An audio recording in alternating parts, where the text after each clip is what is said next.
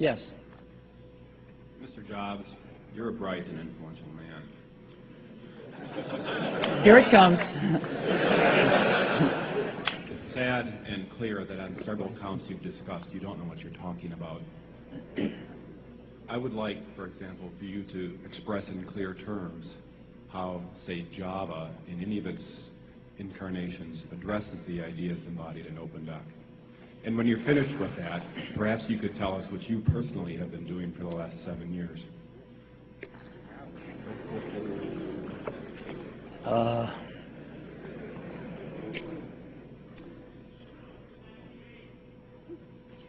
You know, you can please some of the people some of the time, but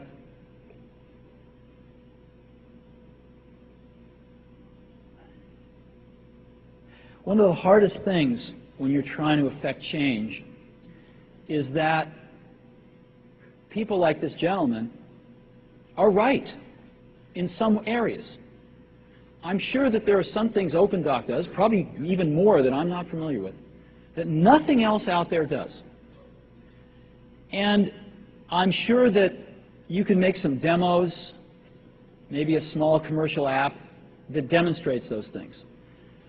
The hardest thing is, how does that fit in to a cohesive, larger vision that's going to allow you to sell $8 billion, $10 billion of product a year? And one of the things I've always found is that you've got to start with the customer experience and work backwards to the technology. You can't start with the technology and try to figure out where you're going to try to sell it. And I've made this mistake probably more than anybody else in this room. And I've got the scar tissue to prove it. And I know that it's the case. And as we have tried to come up with a strategy and a vision for Apple, it started with what incredible benefits can we give to the customer? Where can we take the customer? Not starting with, let's sit down with the engineers and figure out what awesome technology we have, and then how are we going to market that. And I think that's the right path to take. I remember with the laser writer,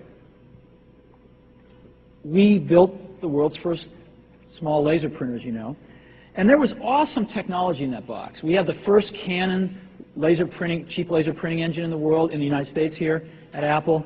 We had a very wonderful printer controller that we designed. We had Adobe's PostScript software in there. We had AppleTalk in there. Just awesome technology in the box. And I remember seeing the first printout come out of it and just picking it up and looking at it and thinking, you know, we can sell this. Because you don't have to know anything about what's in that box. All we have to do is hold this up and go, do you want this?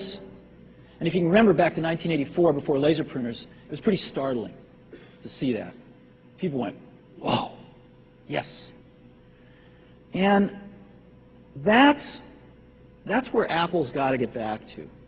And, you know, I'm sorry that OpenDoc's a casualty along the way, and I readily admit there are many things in life that I don't have the faintest idea what I'm talking about.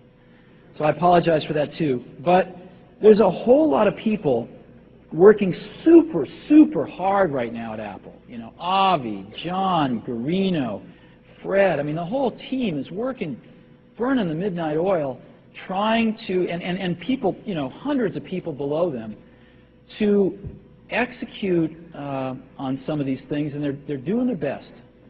And I think that what we need to do, and some mistakes will be made, by the way. Some mistakes will be made along the way.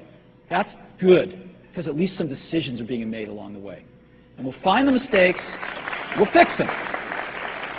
And I think what we need to do is support that team going through this very important stage as they work their butts off. They're all getting calls, being offered 3 times as much money to go do this, do that, the valley's hot. None of them are leaving. And I think we need to support them and see them through this and write some damn good applications to support Apple out in the market. That's my own point of view. Mistakes we made. Some people will be pissed off. Some people will not know what they're talking about. But I think it is so much better than where things were not very long ago. And I think we're going to get there.